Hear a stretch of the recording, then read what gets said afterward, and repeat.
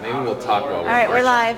Where are you guys? Jim, let me have you move because I've got the camera focused right on there. Okay, got it. We're live streaming, so anything you said will be heard by our live stream guests. But you're standing right in front of the Oh, camera. sorry. So Margaret, where are you guys We're meeting? live. Yeah.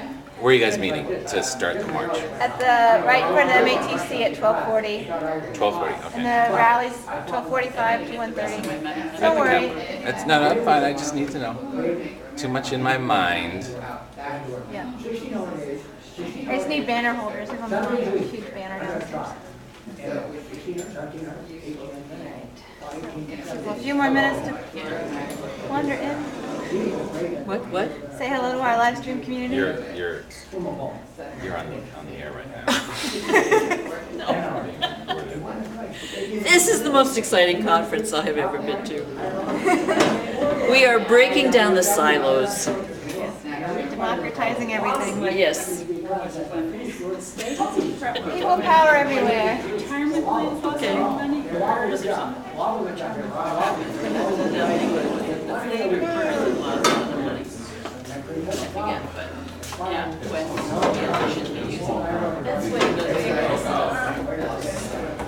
Maybe help? There's a little space around here.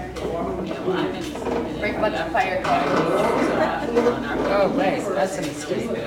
Yeah. So you're gonna have to click enable editing if you want to change things. At the top on that orangish bar, go to your left. I mean your right. There it is.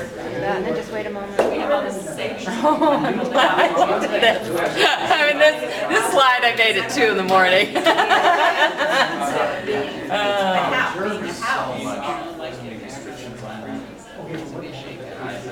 Because we have money because we're really screwed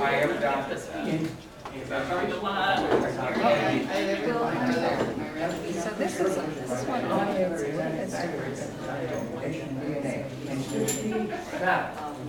It was so good getting to it. Jim, let's just give it one more minute and I'll announce you.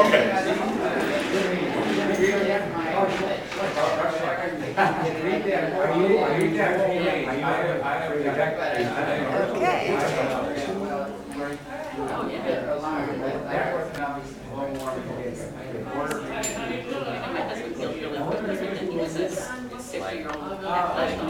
Oh.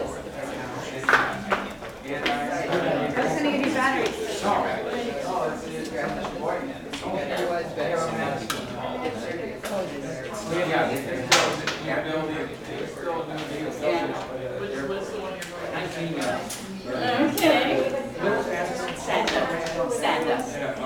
Oh, these are AAA.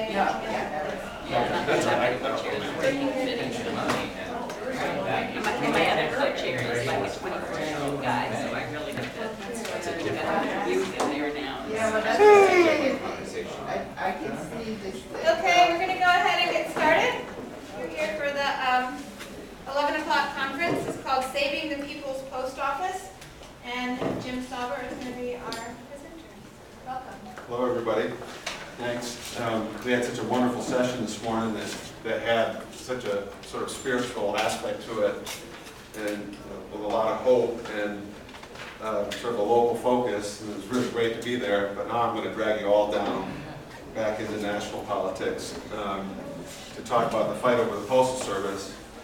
And what I was really happy to be part of this conference is that I think how we fix the Postal Service can have a big positive impact on promoting economic democracy, not only in our realm, but in all sorts of other realms. And so it's really a pleasure to be here, and I want to thank Margaret for inviting me. Actually, my very first job out of college was in Madison, Wisconsin. I worked for the Council of Great Lakes Governors. And fortunately for me, the governor I worked for lost his election. So he saved me from a life in politics, a wasted life. So instead I ended up in the labor movement. I'm from the National Association of Letter Carriers. It's a union based in Washington, D.C. And we represent almost 300,000 active and retired letter carriers who work for the Postal Service in all 50 states, virtually every community in America. I want to talk today about the fight that's going on to really save the Postal Service, because it's really under assault in Washington. The picture on this opening slide is the old post office building in Washington, D.C. It's kind of fitting that we come here this week to sort of underline the thread. Last week, Donald Trump bought the old post office building in Washington, D.C., turning it into a luxury hotel. So this is sort of a small example of the kind of dismantling of a public institution that will go on unless we stop them. And so it's kind of a sad day. Now, the truth be told, that office has been owned in private hands for some time, and the Postal Service uses a different building for its headquarters. But that's part of a great tradition, and sort of the spirit of the post office as being a tool of a democracy was symbolized in the history in that building. So that's something that we're going to try to fight to save. So, I mean, first of all, especially in a conference like this, I feel compelled to tell people everyone's really sort of technologically advanced and wired, and part of the problem is just convincing even people on our own side why the Postal Service still matters. And it really is a huge key part of the national infrastructure that allows for communities in all areas of the country to participate in the national economy, especially rural areas, especially underdeveloped city areas. The Postal Service goes to 152 million addresses every day, 6 days a week. It's an unbelievable network. It handles $30 trillion in transactions. So despite all the online banking and the move to the internet, it's still a crucial part of the national economy. It still generates $65 billion in revenues every year. That would make it about the 25th biggest corporation in the country. It has a tremendously successful ability to provide low-cost, efficient services. And it's run on democratic principles. There are no big volume discounts for big corporations. It's one price for everybody. It's affordable. It's one of the most affordable in the developed world. And how many employees? There's about 550,000 employees across the country. And so it's still a vital part of many parts of the economy, including many parts of the new economy. Some of our biggest customers are companies that didn't exist 15 or 20 years ago. You know, companies like eBay and Amazon, big users of the Postal Service. And it's essential not only for commerce, but also for our democracy. There's a huge growing movement of using vote by mail in the United States. Virtually everybody on the West Coast votes by mail now, and it's spreading out to other parts of the country. And obviously it's a way of connecting the elderly and rural Americans with the rest of the economy. So we think the post office still matters quite a lot, but also matters as a sort of a mode of organization. It's an important source of good jobs. So the nation's second largest employer. The first largest employer is Walmart. And we like to think of the Postal Service as the anti-Walmart. It's organized on quite a bit different principles. It's the largest employer of veterans and minorities in the country. And it's the largest unionized company in America. 85% of postal employees belong to unions. So when I talk about this being an alternative to Walmart, we've done lots of work with our sister unions on Walmart campaigns. And I often give speeches to Walmart employees about how different life can be when you have a union in your workplace. And one of the examples I use is that Walmart, to resist unionization, puts up a website talking about all the good things it does for its company and its employees and how what a good employer it is. And it brags about having put $6.5 billion into profit-sharing plans for their employees' retirees since 1972. So that sounds like a lot of money. Postal Service puts $9.5 billion into pension plans for its employees every year, year after year after year. So you can imagine what a difference it is to retire as a working-class person from the Postal Service than it is from Walmart. It's also important to the economy as a whole. 7.5 million private sector jobs are tied to the Postal Service. Everything from companies like eBay and Amazon to printers, publishers, paper manufacturers. It's a big part of the national economy, so its health is really important for the health of the national economy. And it's run as a public service. It's essentially run as a nonprofit organization, and it doesn't receive any taxpayer money. So Nonetheless, sort of the conventional wisdom, particularly in Washington, is that there seems to be this assumption that the post office is doomed technologically.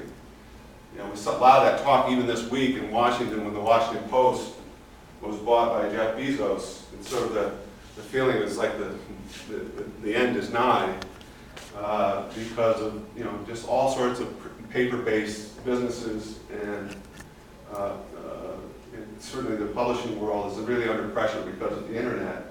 And if you read the headlines and sort of followed the sort of conventional wisdom, the focus would be on the fact that the Postal Service has lost $41 billion since 2007, including a $15 billion loss reported last year, in 2012. It's hit its borrowing limit, and so the sort of easy assumption is the internet's killing the post office. But if you just follow the conventional wisdom, you'd be totally wrong. The fact is that the Postal Service is not being killed by the internet, it's essentially being killed by Congress. The internet is actually creating a lot of business for the post office. Just as it's eliminating a lot of traditional letter mail, it's caused just an absolute boom in e-commerce. So package and parcel delivery is booming. And the real reason behind the Postal Service's financial crisis is a 2006 law that was enacted by the last lame duck Republican Congress. It was after the Democrats took back the House in 2006, but before they took office, this bill was jammed through and had a stamp of both the House and the Senate were controlled by Republicans, and it really had the priorities of the Bush administration stamped all over it. So they passed this law called the Postal Accountability Enhancement Act, and it created this a fund that the Postal Service was supposed to require. Most of us, if we're lucky enough to have pensions, realize that the companies have to pre-fund their pensions. You have to invest now to afford pension benefits over time. The Postal Service does that.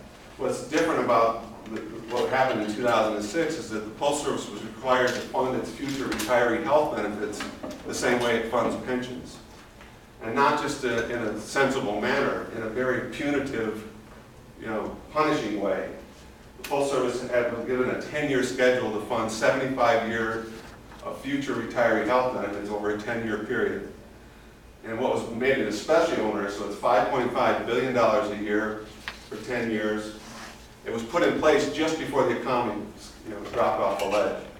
So just at the moment when it lost a lot of its revenues, just like every other company in America, this new huge cost was put on top of them. And to make matters worse, there was a provision put in place to cap prices so that the Postal Service couldn't charge its customers to recover these costs. So this was designed to put the Postal Service in a crisis, and it designed really to go after the unions and to make for punishing give-backs, wage cuts, pension, and health benefit cuts. So we call it premeditated pre-funding. So $32 billion of the $41 billion in losses announced since 2007 are a direct result of this law. This is the cost of pre-funding. So almost 80% of the crisis is caused by this congressional act.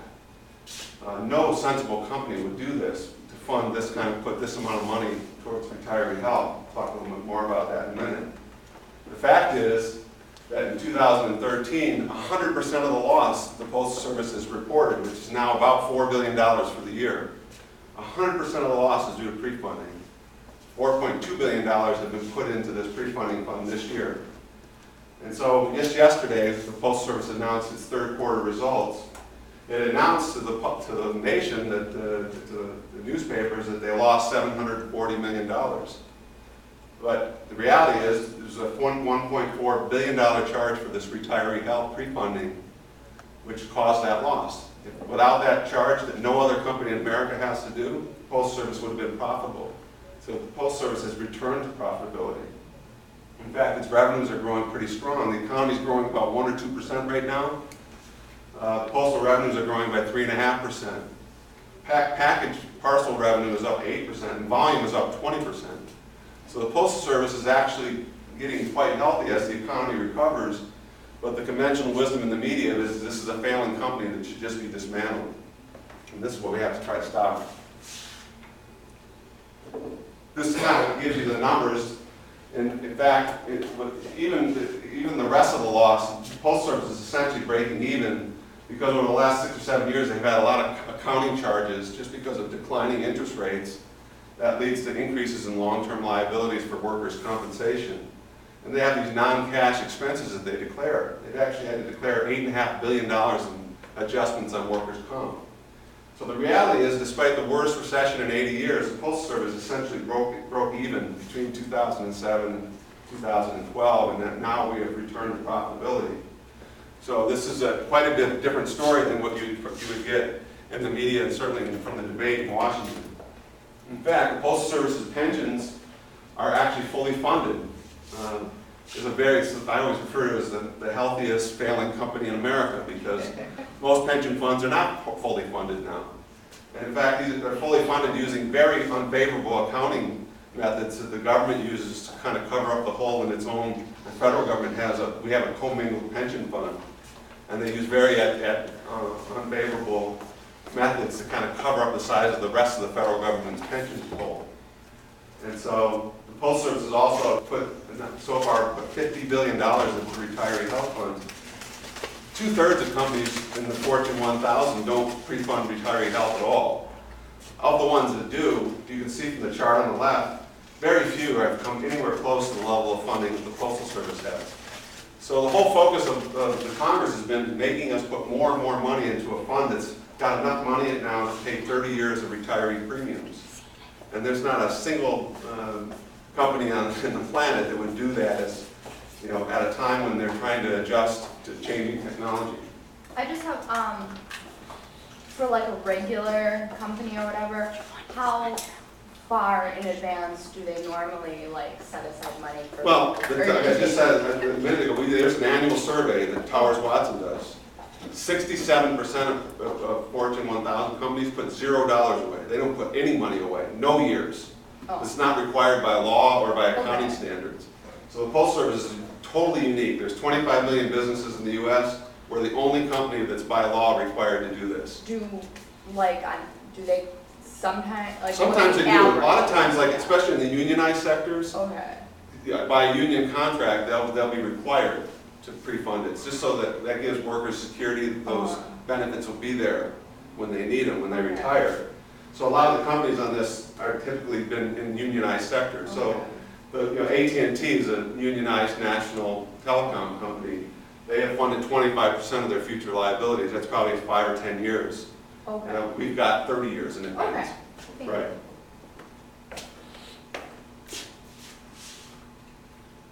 So this has done tremendous damage. This financial pressure, these losses, has led to a huge drive. This is what leads to selling post offices, and this is what has led to decisions to kind of diminish service and cut anything to cut costs to try to recover these losses.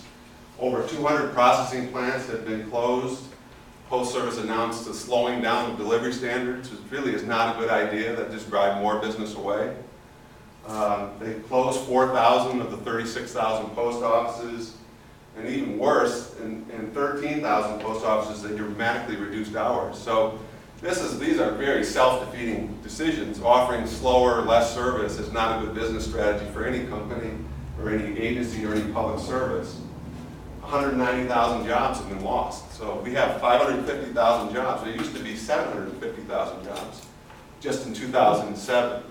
So this austerity drive is being driven by this artificial requirement to pre-fund retiree health. It's led to the Postmaster General, as you see on this picture here, he's proposed to end Saturday delivery, which is really a crazy business move. In fact, we're the only delivery company that delivers on Saturday at no extra charge. If you ask FedEx or UPS to deliver on Saturday, they charge you an arm and a leg, huge surcharges to pay for that. We've been doing Saturday delivery for over 100 years. And the proposal there is sort of what we consider part of this doom strategy of just shrinking to survive and driving business away, and it's sort of really selling off the Postal Service's assets. In fact, I think, Susan, you might want to say a few words that you've been working on a campaign in California to save the Berkeley Post Office. This might be a good time to just mention that. Okay. Yeah. The Berkeley Post Office is a 1930s gem architecturally and artistically, and it's on the chopping block. We've been working for a year to try to save it, going through appeals. We're now in the middle of another 120-day appeal. And we've also, well, we've got a legal strategy in coalition with the Bronx Post Office and the Ventura, California Post Office. And that can't go into operation until the sale is announced, so that's sort of on hold. We're also thinking about rezoning the area to make it impossible for anything but some public service to survive there, which may be the best idea. But 2 weeks ago, it's 2 weeks ago today, we started occupying the post office. Strike Debt Bay Area has gotten involved because the issue is debt. Here's an example of public debt, and one of our signs says, "The post office ain't broke, privatization won't fix it. Congress manufactured its debt to steal our commons." And that's kind of the statement that we have up on a giant poster in front of the post office.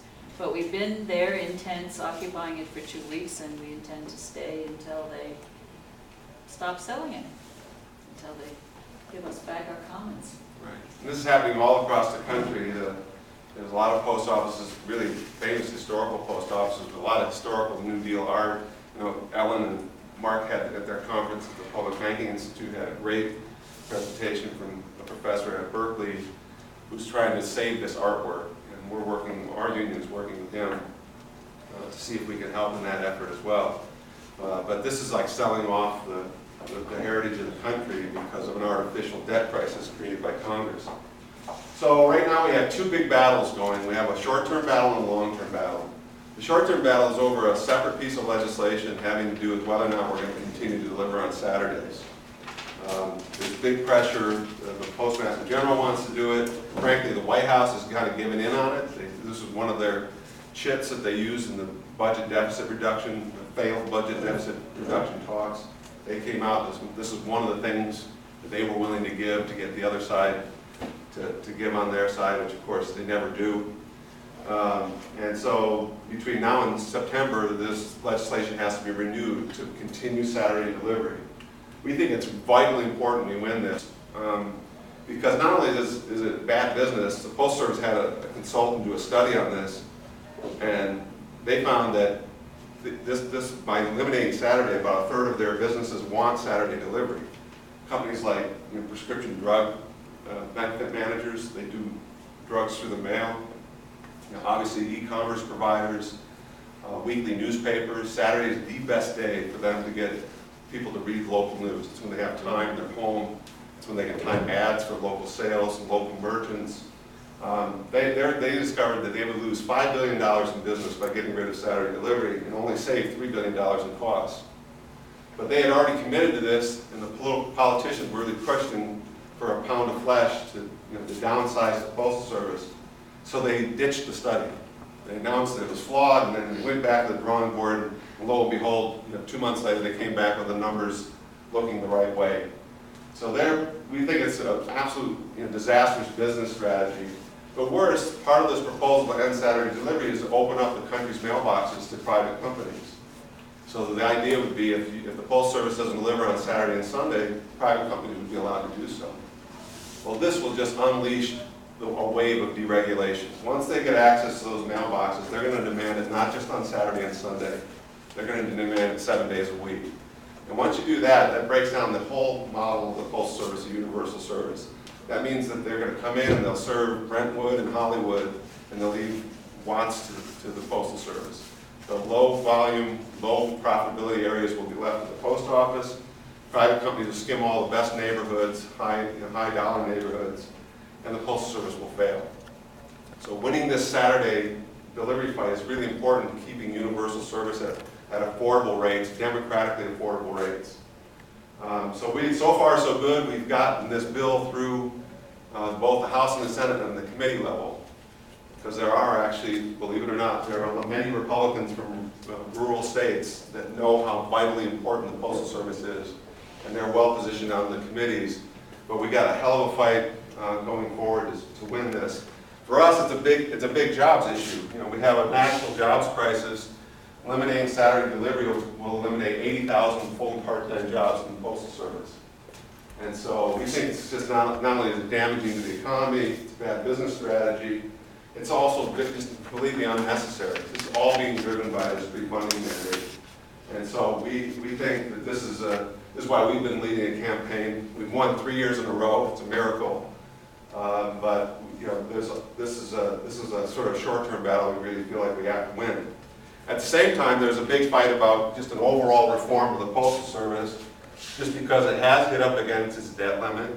It's essentially operating with essentially 4, 5, or 6 days of cash. So any kind of like a Hurricane Katrina or a big downturn, Postal Service could be really in trouble. It's really living on a knife's edge. It's basically being starved of capital. You can't invest in new vehicles or equipment, technology. So there's this other big debate going on. And so I knew that this was going to be a difficult subject, and that would make your eyes bleed talking about pre-funding. But so I was looking for how to symbolize this debate, and we got our friend on the left there, Bernie Sanders, who's really been a champion for fixing the Postal Service. And he's up against, on the House side, our chairman of our committee is Darrell Issa, which I'm sure you all know from all the other sort of nefarious things that he's involved in. I was just trying to use the cheap trick of finding the angry picture and the smiling picture, but Bernie is never, it's amazing, you can't find too many pictures of Bernie smiling, you know? He's like the rest of it, he's really pissed off about the way things are going.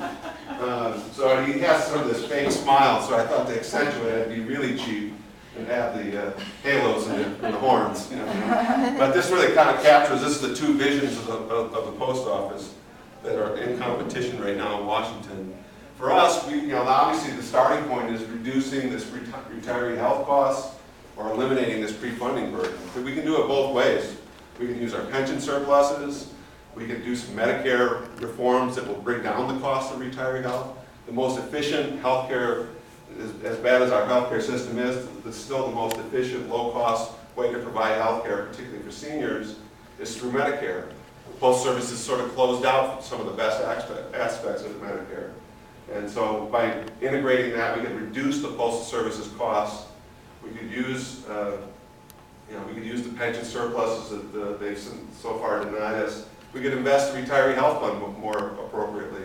There's many, many different ways to do this rather than just downsizing.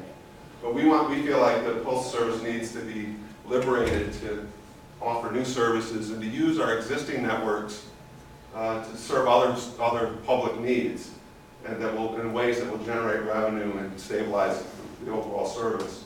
The Sanders bill that Bernie put in essentially does it all. It's like we couldn't have written a better bill ourselves. It's just an excellent legislation. It's actually got 30 co-sponsors in the Senate.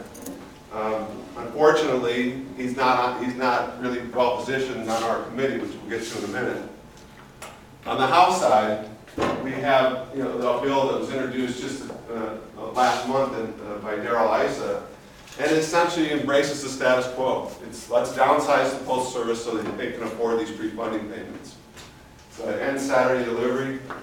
One that really, I think, will really get the public's attention that we're trying to mobilize the public opposition to. It would mandate the elimination of door-to-door delivery to 30 million households. So you can imagine in a lot of traditional neighborhoods with elderly and disabled people who have the convenience of getting their mail right at their stoop or through their door. This bill would actually require people to either put out a curbside mailbox or build what they really want are community mailboxes built down at the end of the block. No one says where they're going to get the money and who's going to give their front lawn to the local post office for the local cluster box. But this thing requires the Postal Service to get rid of 30 million door deliveries in order to pay these pre-funding costs. Has anybody really explored the impact of that on a personal level, though? Because the Postal Service is the eyes and ears of the community in so many different ways. That's making sure that Granny or Grandpa's okay at the home and all of that.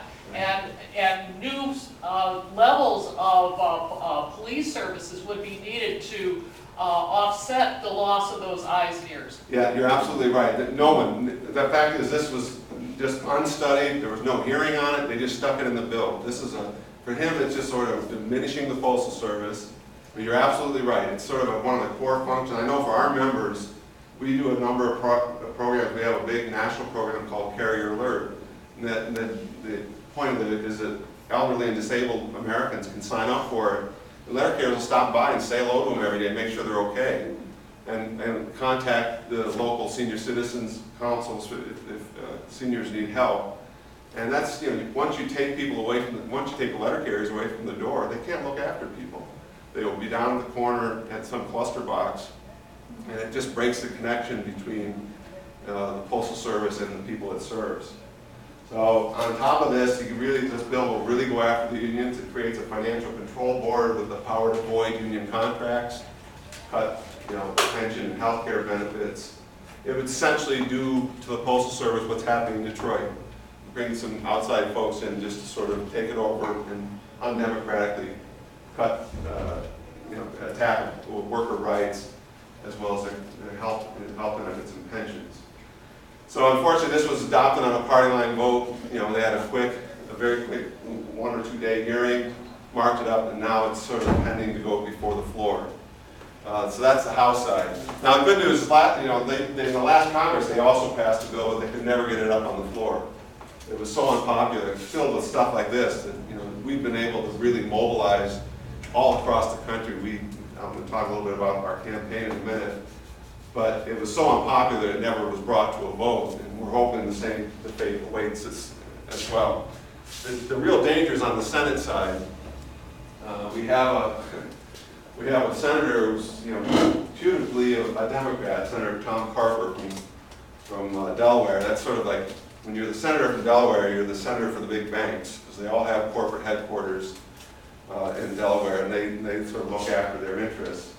And Carper has essentially, hate to say it, but he's just sold his soul to get Tom Coburn, who's one of the most right-wing members of the Senate from Oklahoma, to join him on a bill. And the bill is barely, in fact, in many ways, worse than the House side. Has a very modest reduction in the pre-funding payments, but not enough to avert the crisis. It would end Saturday delivery, not right away, but in a year.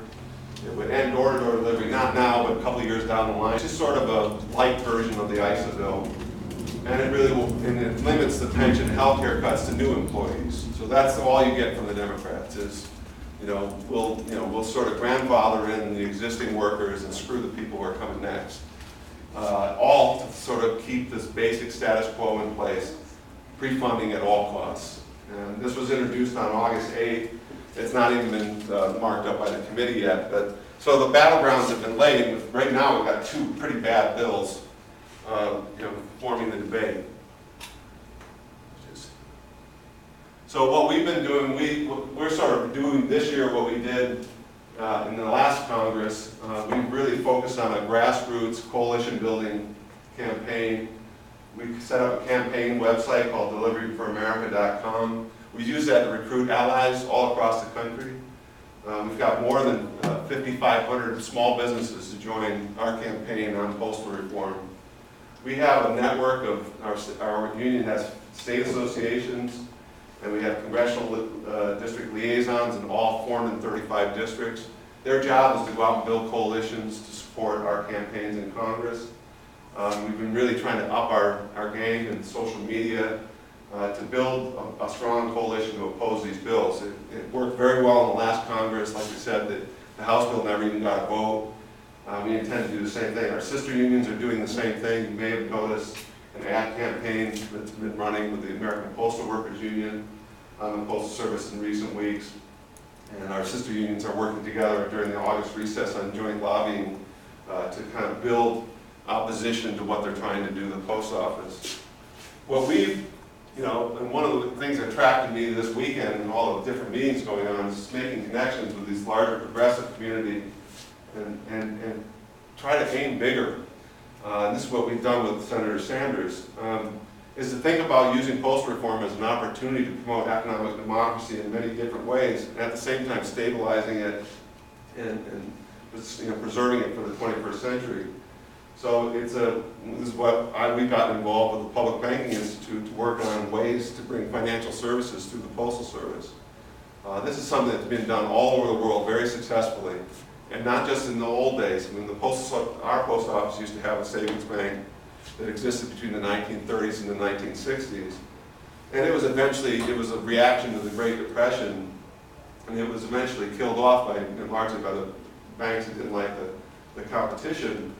But there have been new postal banks organized in Brazil, in France, in Italy, in Ireland. This is something that's been very popular in Switzerland, and the most famous postal bank is in Japan. That was set up in the 19th century, and that's just the biggest bank in the world. It's very popular. It helped build Japan, build modern Japan, particularly after the Second World War. So we're exploring, working with Mark Armstrong, and to try to find ways to find a role for the Postal Service, and not only to restraining Wall Street offering a different model of development, social investing, but also to attack that financial exclusion that's so rampant here. 40 million Americans don't have bank accounts. They're really subject to paycheck and payday lenders and rip-off remittance systems, particularly for migrant workers and working class people. And these are services that could easily be provided by the post office at a very affordable rate. We're also working with allies in Washington on building support for a national infrastructure bank. We think the Postal Service would be a natural retail network for such a bank. It'd be a way to aggregate small savings to funnel into national infrastructure bonds, and particularly to pursue sustainable development, green infrastructure, promote energy efficiency, and to combat climate change through the kind of smart investment in infrastructure that the country really, really needs. We also think the Postal Service could be a major tool in the vote for voting, in the campaign for voting rights. The Voting Rights Act, the Supreme Court just gutted it less than a month ago. There's been an all-out assault on voting rights across the country.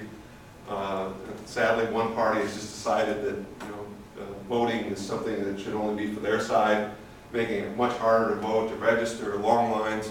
Well, one way to combat this is to use vote by mail. There's legislation in Congress to create a federal right to vote by mail in all federal elections.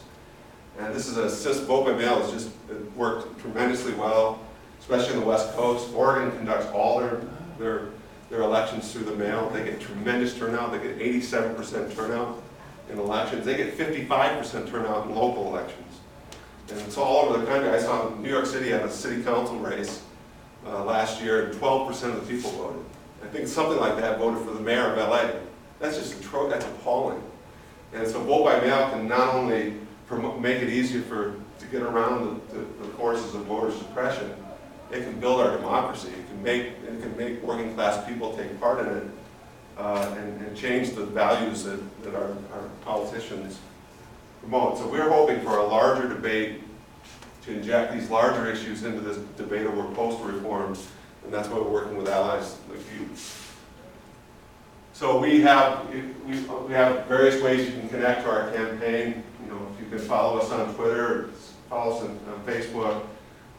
We actually right now have a petition campaign going on to preserve door-to-door delivery. And we sent out a Twitter message to our members to send in pictures of damaged and delinquent cluster boxes. This was the best one we received.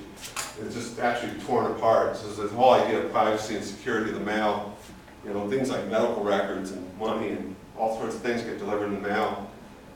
This is an example of thieves that came in and just tore apart a cluster box. This is not something that people want, and so we have a good petition drive. It's a way to find supporters and allies, and so you can do that. We have this. There's all sorts of information on the campaign at deliveringforamerica.com, and we hope that we can encourage people to contact their members of Congress and senators. There's also some good websites, really good website run by a guy from NYU called SaveThePostOffice.com. It's really good. He's a professor of, I think, history, and just got interested in this. It's a really good source of information. And then we have a bunch of what we've tried at our national level, our union, kind of leave to a side as an organic organizations at the local level. As members of a group called Communities of Postal Workers United. They have dozens of active branches across the country that are working on these issues, and they have a website that's on here too. And I'll make sure that Margaret has these slides so they can be shared. But that's also a good way to connect with local campaigns and help save the Postal Service. So with that, I'll open it up if you have questions. Ellen? Could you, that was great. Could you explain the infrastructure bank more, how the post office would? Yeah, so there's been a bill that has actually pretty bipartisan support. I never thought this was happening. I actually did a meeting with our lobbyist, with Lindsey Graham, who's one of the really more slimy members of the Senate. But when you live in Washington, it's something you just learn you have to do. But he is actually a big supporter of a national infrastructure bank. And the problem has been that we have one party that doesn't believe in investing in anything. And they like the idea of an infrastructure bank, but they don't want to put any public money into it. So taxpayer money. And so our idea, so Senator Warner and Senator Graham, Lindsey Graham, so Mark Warner is a Democrat from Virginia. Their proposal is to have a big corporate tax holiday and just a giveaway to Fortune 500. And all these companies would be allowed to bring their money back to the U.S. and get a tax break. And that extra revenue of all that money rushing in would finance the National Infrastructure Bank. We think that's a horrible idea. Bad tax policy, and it's just not the way to do it. So what we've advocated is allow the Postal Service to offer small-scale savings accounts. Essentially reimagine the Postal Savings Bank. Have small-scale, you could have a limit on it. At least initially, we're trying to be very politically realistic. There's no notion that the postal bank would get into the business of doing mortgages or doing commercial loans. The idea is just small-scale savings where people can do payments. They could do a lot of companies now are charging people to pay through the mail. It's just a rip-off for working-class people. You pay $5 to pay by mail. So you could go to the post office and do financial transfers. And so this would be a voluntary system. No one would be required to do it. If you wanted a postal savings bank, it would really be marketed, we think, towards migrant workers and working class people who really overpay for financial services now. Too many are going to pawnbrokers and just kind of paying too much to transfer money to relatives overseas. So we have very basic, really vanilla financial services. And the idea would then be that all the funds could be funneled to a national infrastructure board of some sort, hopefully democratically controlled, that would sort of shape how the money would be spent. Our preference would be to have some sort of, we've been talking with a group about having some sort of, even to use one of our sort of enemies here, to use the structure of the Federal Reserve, having sort of local, regional boards that way the money wouldn't all flow to one part of the country. But the idea would be that we'd almost be out of the system of how to decide what to do with the money. But it would be a way of aggregating money without taxing anybody, And our hope would be to give people a tax-free amount of interest earnings that would encourage it would help low-income Americans open up an account like this. We actually got a pretty good response, even from a guy like Lindsey Graham. He was sort of interested in this idea of a voluntary system that wouldn't require taxes. Maybe you could sell infrastructure bonds as well. The Reconstruction Finance Corporation was a public institution that funded all of the New Deal in World War II and turned a profit for the government in the end. And in the meantime, they built all this infrastructure all across the country. But they did it by selling bonds and by borrowing from the Treasury. Yeah, that's an excellent idea. I mean, right now, just knowing the political zeitgeist of Washington, the way they, in addition to having a bad funding mechanism with this tax holiday, they have this idea that they'll do private-public partnerships, which would just mean letting Wall Street in on the deal. And your proposal would be much better. We wouldn't waste all the money on Wall Street, and I think we'd get better selection of projects as well. the kind of things that would go into. But I guess our first hurdle is just trying to sell the idea, and that's what we've been doing now. And we have between now and the next elect, we're going to try to get this injected into the postal bank. And we have a couple of good leads on people who will offer this as an amendment to the postal reform bill. So, I think there are some other options. And one of the things Mark and I have been talking about is maybe doing it. One of the best ways to do it might be to not use legislation. It's just, there's in the bills that are before Congress now, and let the Postal Service use its networks. This is a vague language. Use your networks to meet unmet public needs. That's like a great loophole. That if we could get a credit union with a federal charter or a nonprofit bank with a federal charter to come to us and essentially use the Postal Service as a vendor to offer banking services, that might be the best way to do it. Not ask for permission. So we're looking at it both ways, but I think it's an exciting possible use for this network. Yeah, I was a big proponent 30 years ago of North Dakota State Bank because of what they did in 1919. They are facing 33% interest from Minnesota banks and driving the poor farmers, rich farmers actually, in North Dakota, because the wheat crop is very lucrative. But it was ruining them, and now they have a wonderful institution. And there are 16, and I heard that there's a flurry lately, that there are 16 states considering a state bank type of solution and stuff. So I think something like this makes so much sense, especially when the banks are 30% of all our profits. Yeah. And profits have gone from 7% of GNP, in recent decades to 14% of GNP now. I mean, the 1%ers are just crushing us, and we're using the banks as a principal vehicle. It's a wonderful idea to have a national bank that really funds, a real national bank, not a bankers-run Federal Reserve type situation. Yeah, no, I think it's an excellent idea. The idea of having, there's such concentration now in the private banks. I'll just mention, you mentioned the profits going from 7 to 14. Yeah. It's no accident. At the same time, the labor share of the national GDP is at an all-time low. Went from 62, 63 down to 53. It's almost been an absolute transfer from, to use Marxist terms, from labor to capital. That's it. I mean, that's a reality. That's what's happened. I know, and every time wages haven't risen in the United States in 35 years. And they call it class warfare every time we try to address what they're doing to us. Right. Yeah. So if every state had a bank, if we could revive credit unions, anything that would diversify the banking system would be good for democracy. Go ahead. Susan? I have a question. Is this the post office one? Yes. Oh. Too solid. Why are you talking about banking? No, we want to use the post office as the bank. Oh, I see. Okay. Is it against the law for you to put a note about lobbying in everybody's mailbox? It is. It would not be. That's a firing offense in the postal. There's so many things that like a normal worker can do that's not, that in the U.S. in the Postal Service is covered by federal law. So it's a little tricky.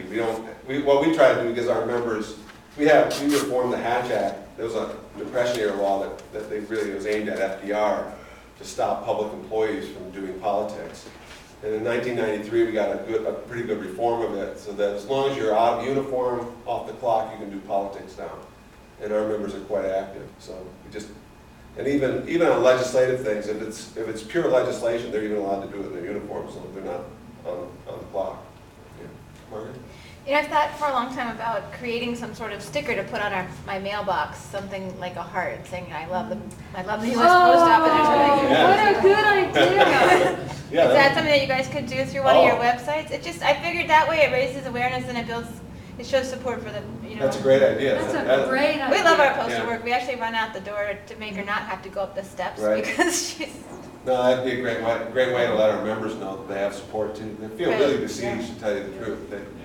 Because even now, like today, we had a pretty good round of media. We spent a good chunk of this week talking about the financial results that were going to come out. So I was on the phone all week with reporters from the New York Times and Wall Street Journal and the Post, trying to get them to, I knew the report was going to come out showing a big loss. I was trying to just look underneath it. The reality is the Postal Service is profitable, except for this unique burden that the Congress has put on us. Right. And we got a pretty decent round of media coverage yesterday. We did a lot of stuff in social media on it. And yet, today you read, it was really depressing. I was happy with the front page story of the post office. And then I read Gail Collins's column on the opinion page, and she just absorbed the conventional wisdom, and one of her ideas, well, we should just give up on Saturday delivery. It's just accepting that we should just be crushed financially. So there's a lot of work to do, and that, those kinds of ideas, I think is a great way to build public support, and especially let our members know that there are people out there who care about it. Just a brief language stuff, instead of calling it conventional wisdom, maybe we should call it corporate wisdom. Yeah, it's true. That's good too. That's where most of it's coming from. Right. Well, it's really kind of interesting how it's a strange bedfellow kind of debate, because surprisingly enough, FedEx is really on our side on this. We have been. They're our biggest customer, and we're their biggest customer, vice versa. They sell us air freight lifting, so we give FedEx about $1 billion a year in business to fly packages and things around the country. They got sort of a huge contract to replace 350 small little airlines that used to do it. And now the Postal Service is doing an increasing amount of delivery for FedEx. We do last mile delivery. So we do 40% of FedEx grounds deliveries. So, which is sort of this client integration that's going on. In some ways they're sort of with us, in a business sense, but they're too chicken to go against the Chamber of Commerce or the Republicans to really step out in front on the issue. We were really working to try to get them to stand up for it, because I don't think UPS really wants to privatize the Postal Service. They just like us to drop, sort of drift away. They don't want to privatize us because they don't want a $65 billion competitor. They would just like to kill us slowly, so that they can raise their prices and make huge profits. But FedEx is in this weird situation where they've got this kind of, to me, it's almost unnerving to me, because I spent 20 years doing battle with FedEx. They've always been the enemies, and so over the last few years, it's kind of, things have gotten sort of shaken up a bit. So where is the pressure coming I think the pressure is largely ideological. For Darrell Issa, this is like an ideological scalp. We don't believe in the government. We want to downsize the government, and I'm going to be the guy who did it. I'm going to cut the size of the government, and so I think that's largely it. And he really hates unions. They don't think workers should have a voice in the job, and they don't like any upward pressure on wages. It's funny, I've been doing collective bargaining for 25 years. We fight like hell to try to hold on. We barely, I'm not proud of this, we barely had any real growth in real wages over 30 years that I've been doing, 25 years. Our real wages are no higher now than they were when I did the first contract in 1985. But in the rest of the economy, especially working class people, their wages have gone down 25 or 30% relative to inflation. So that makes us aristocrats among blue-collar workers, that we have these decent pay and benefits, and that makes us a target. So for them, they don't like a successful public institution. We can literally deliver a letter across the country for 46 cents. In the public opinion polls, the public loves the post office. We used a Pew Trust poll that came out in February. It's this weird poll that sort of asked people their favorability, unfavorability rating, and a bunch of kind of mismatched things. It wasn't as like people, institutions, etc. So the number one positive negative, the one that had the most net positive rating in this poll, was the U.S. Postal Service. It had a plus 47% rating, like 63% for, and in the 20s against. Then the next closest one that was like Governor Chris Christie. This is right after Hurricane Sandy, so he's this new folk hero on the right. The next one was Pope, the new Pope. You know, so, and then way down, the only one that was massively negative was the Republican Party. So we did this kind of joke column. My president wrote a column about how the Republicans should really look at the poll. If they really wanted to get on the right side of the American people, do something positive for the post office. So, yeah. Well, the White House has a place one can start petitions. Bob's got one about the minimum wage going and all that. And I'm just wondering, is there anything on that page about? Yeah, well, we've done that, and Okay, unfortunately, we did one on the Saturday delivery campaign. Yeah. And unfortunately, they changed the rules so that now it requires such a huge number of signatures that they're almost designed to fail. Only you know, the only one, there's some weird ones. There's some weird ones from like the Middle East, like political prisoners in the Middle East. And I don't know how they did it, but they have like a million signatures on it. But so we tried and we didn't really come close. I think we got 55,000 signatures. It has to be within 30 days. Yeah. You have to get to 100,000. So. Right. There's a lot of other organizations, well, like Move On, you can make your own petition, and then there's Demand Progress, and there's Left to Action, and I don't know if you can contact these people and have them Yeah. also do, because they're other good sources. I was just gonna say also, there seems to be these myths that keep staying out there. You know, one of course is that, you know, the post office, you know, it's because of email. It's Right. because of email. Yeah. And I keep telling people that's not the case, never declares to the editor. And then this whole idea of how they're being, you know, made unfairly to pay into for your future employees for the next 65 years who aren't even born yet. It doesn't seem to have resonated with people, or they haven't got it yet, they still Yeah. don't get it. Yeah, you know, we fight with the report. I mean, a year ago, you wouldn't even hear, there wouldn't be any mention of pre-funding. And so it's in every story now. It's usually buried down at the very end. And they don't connect, the reporters don't connect the loss to this fund. You know, by the way, they're having to also, they start with, you know, the internet's driving us away. And like I mentioned, the internet's creating a ton of business for us now. This postal service could be a very vibrant company, enterprise, and and work for the public good. But you know, the internet, it's obviously putting pressure on us, and that it's not that we're an entirely healthy company, but without this pre-funding, we'd have a chance to adapt and survive. And that's really all we're asking for, is a chance to evolve and meet other needs. You know, speaking of myths, there is this myth about, you know, the reporters don't get it, and I can't speak for the New York Times, but I do know some New York Times reporters, and I certainly know my local reporters, and I've sat down and helped them write articles, and what gets published is totally different than what we wrote.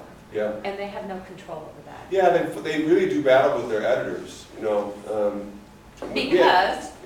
Because their editors Right. are on the same payroll as Daryl. Right. Yeah, And they're I big mean, corporate companies, right? This is, we all know this. And so every time we hear these myths being propagated, we have to just say, wait a minute. We don't have control over the post office. Sorry guys, we don't even have any control over the press. Well, this is where I think the technology, the democratizing impact Yeah. of social media can be so good. You know, you saw this week the Post was sold for $70 million. Was it $250 million? Yeah. And the Boston Globe was sold for $70 million. And I commented to my president that the Postal Service actually just sold a parking lot in LA for $75 million, more than what the Boston Globe got. See, sold and for. that stuff that's Yeah. great stuff to get out Mhm.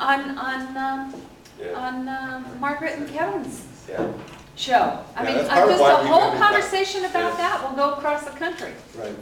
So yeah, you're right, and that's why I'm here, and that's why this weekend is so important with all Yeah. the different groups that we can, you know, share with each other and use the new means of communication. What really hit us in Boulder also was a lot of the post office people can actually afford to live in Boulder now, Right. and Boulder County, because they are, because of the economy, they are middle class now. Right. And so my next door neighbor works for the post office. The person down the street and around the corner works for the post office, and I happen to know that they're putting in 12, sometimes 18-hour days. And it has our whole community just like Margaret said, we run out with lemonade, you know, we just do all sorts of Right. stuff for our post office. So I hope you can capitalize on the fact that as we are becoming informed about the situation. You know, you can. Yeah, I actually think there's a lot of public goodwill towards the postal service. That's why ISA couldn't move his bill last time. Right. We had a bill in the last Congress that would have fixed the pre-funding. It had 234 co-sponsors. It had a majority of the House that co-sponsored it. In Washington, that never happens. Right. If you get 50 people that co-sponsor a bill, that's great. And then you can bring that to the floor. We had a majority, and we could not get a vote in the House. Boehner would not let it. Alan, you had your hand up first.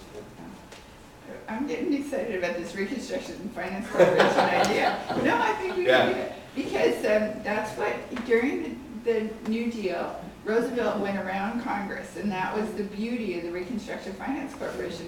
They used this public entity. Now, Mark says that the post office has an account with the Federal Reserve. You can set up a bank, start selling bonds, so you don't have to, I mean, you're raising money by selling bonds to the community. The post office is a great place to invest. I would buy post office bonds that were invested in infrastructure, and then use those bonds to fund all this infrastructure. You can make a profit on the bonds, and you can rebuild the whole country, and Congress will have you don't even have to go through Congress, I don't think. You could do it just like the Reconstruction. Well, right now, the only restriction is that there's a statutory limit on the Postal Service level of debt. That's where, and we're right at it now. We're at $15 billion in debt. So That's debt to the treasury. yeah, and it's owned to the Federal Finance Bank. Yeah. So you're right. Would that change? If we could raise that to $50 billion, you could start a national infrastructure bank. But why do you need to go into debt? I don't understand. What's that? I mean, why do you need to raise the debt, sir? Well, there's a statutory that in the law that says the Postal Service can't have any more long-term debt than $15 billion. It's a statutory limit. That's the level of their indebtedness. But what if, It's sort of like the national debt limit, but it's just for this agency. what if you were selling bonds for somebody else? You could do that, right? That's, I think, is the way to do it. Yeah. Right. But I'm just wondering, because you're one of those rare animals that's listed in the Constitution. It would seem that like a lot of right-wingers who say we should go back to the Founding Fathers and we should restrict constructionists on the Constitution, it would seem like that would be playing into your hands. Yeah. How are you getting along with Rand Paul? Yeah, it's really funny. Rand Paul and Alfred. Maybe if you start riding horses and carrying guns again, because then it becomes a gun rights issue. Yeah, I know. Well, it's funny. Your comment makes me laugh because I was at a meeting with one of these new Tea Party guys. He's a Texas Republican, Fairman-Holt, I forget his first name for a moment, but he's the chair of our subcommittee, and he is the absolute Tea Party creation. He was a talk show radio host in a southern Texas town, as right-wing as can be. He took a meeting with us, I think by accident. We're an old union. We were formed in 1889. So we're not the National Union of Letter Carriers. We're the National Association of Letter Carriers. We sound very benign, like the realtors. Yeah. And so he took the meeting, and we started talking about this stuff, and it's in the Constitution. And, they're really big on the Constitution. It's a great thing. And at the very end of the meeting, his staffer couldn't stand it anymore. He just had to ask in front of his boss, "Now, are you guys a union?" and we said, "Yeah, we are a union." And you could see the congressman just slumped, After saying all these good things about you. And he thought he was like punked or something, What about alcohol deliveries? Is this a big issue or is it just? It is. We want the right to do it. Right now, we're still under a prohibition era law that prevents beer, wine, and spirits going through the mail. So that's part of all these something we can reform. work on locally. I Yeah. can try to push that. What about medical marijuana? Yeah, I know. We can do prescription drugs. I guess if it's a prescription, You can do, that's right. Yeah. You can't do fine wine from Right. France and French fries for crying out loud. All right. Well, thank you, everybody. Really appreciate it.